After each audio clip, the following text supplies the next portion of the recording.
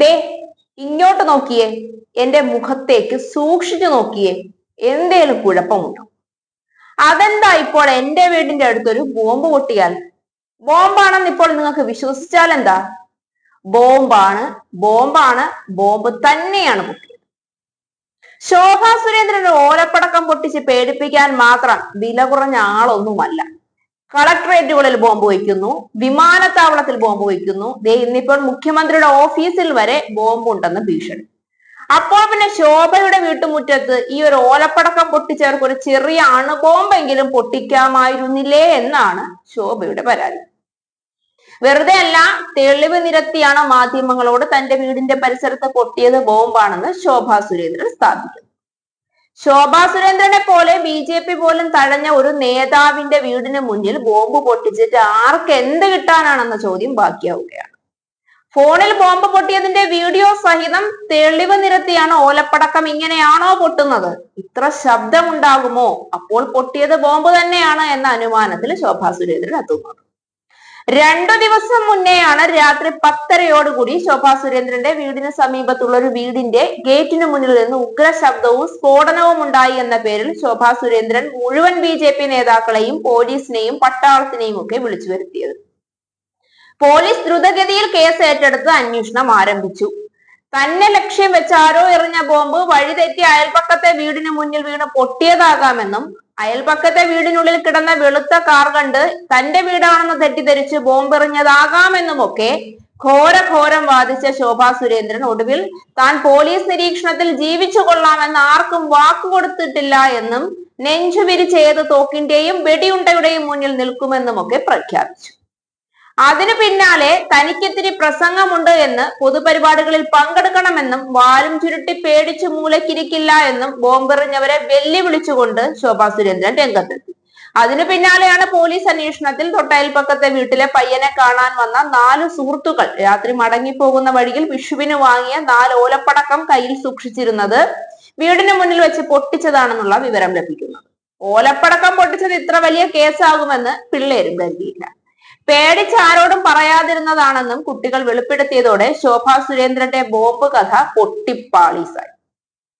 അതിന്റെ നാണക്കേട് മറയ്ക്കാനാണ് പൊട്ടിയത് ബോംബ് തന്നെയാണെന്ന് ഉറപ്പിച്ചുകൊണ്ട് ശോഭാ സുരേന്ദ്രൻ ഇന്ന് മാധ്യമങ്ങൾക്ക് മുന്നിൽ തെളിവ് നിരത്തിയത്. വിഷുവിനോ ഈസ്റ്ററിനോ വാങ്ങിയ പടക്കത്തിന്റെ ബാക്കി ഓലപ്പടക്കം പൊട്ടിച്ചതിനാണ് ശോഭാ സുരേന്ദ്രൻ ഇങ്ങനെ ഒരു വിഷയം ഉണ്ടാക്കിയത് എന്നുള്ള രീതിയിൽ വ്യക്തമായിട്ടുള്ള ഗൂഢാലോചന പോലീസ് അധികാരികളുടെ ഭാഗത്തു നിന്നുണ്ടായി. എന്റെ ചോദ്യം, എന്റെ വീടിന്റെ മുന്നിൽ ഉള്ള വീട്ടിലെ ചെറുപ്പക്കാരൻ ഇതിന് നേതൃത്വം കൊടുത്തു എങ്കിൽ ഇത് പൊട്ടിക്കുന്ന സമയത്ത് ആ ചെറുപ്പക്കാരൻ വീടിന്റെ മുന്നിൽ വരണ്ടേ, അവിടെ ഉണ്ടാകണ്ടേ?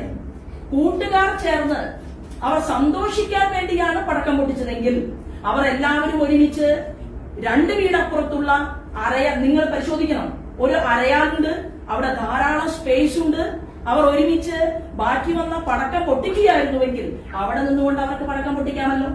അല്ലെങ്കിൽ ഒഴിഞ്ഞ പറമ്പുണ്ട്, അവിടെ നിന്ന് പൊട്ടിക്കാമല്ലോ. അപ്പൊ മാലപ്പടക്കമാക്കി പോലീസിന്റെ സംരക്ഷണ കവചം അത് ശോഭാ സുരേന്ദ്രൻ ഉള്ളതല്ല എന്ന് തീരുമാനമെടുത്തുകൊണ്ട് പോലീസ് അധികാരികൾ വ്യവഹരിച്ചിട്ടുണ്ടെങ്കിൽ അതിന് പുല്ലിന്റെ വിലയെ ഞാൻ കൊടുക്കുന്നുള്ളൂ. കാരണം പോലീസ് സംരക്ഷണം തരും എന്ന് കരുതിയിട്ടല്ല ഞാൻ ഈ കഴിഞ്ഞ 30 വർഷമായി കേരളത്തിൽ അങ്ങോളം ഇങ്ങോളം യാത്ര ചെയ്യുന്നത്. എന്നാൽ പൊതുജനങ്ങളുടെ മുന്നിൽ എനിക്ക് അറിയിക്കാനുള്ള ബാധ്യതയുണ്ട്. പൊട്ടിയത് മാലപ്പടക്കമല്ല. അതുകൊണ്ട് അതിന്റെ വിഷ്വൽ അത് ഞാൻ എന്റെ മാധ്യമപ്രവർത്തകരുടെ മുൻപിൽ ഒന്ന് കാണിക്കാൻ കൂടി ഈ അവസരത്തെ ഉപയോഗപ്പെടുത്തുകയാണ്. അയൽപക്കത്തെ സ്ത്രീയുടെ കൂടി ആശങ്കയും ആകുലതകളും കാരണമാണ് BJP നേതൃത്വവും ശോഭാ സുരേന്ദ്രനും കൂടി പോലീസിൽ പരാതി കൊടുത്തതെന്നും ഇല്ലാതെ രാഷ്ട്രീയ ലാഭത്തിന് വേണ്ടി ഉപയോഗപ്പെടുത്തുക എന്നൊരു ലക്ഷ്യം തനിക്ക് ഉണ്ടായിരുന്നില്ല എന്നും പറയുന്ന ശോഭ തലേ ദിവസം രാത്രി നടന്ന പല സംഭവങ്ങളും തിരക്കഥ എഴുതി പറയും.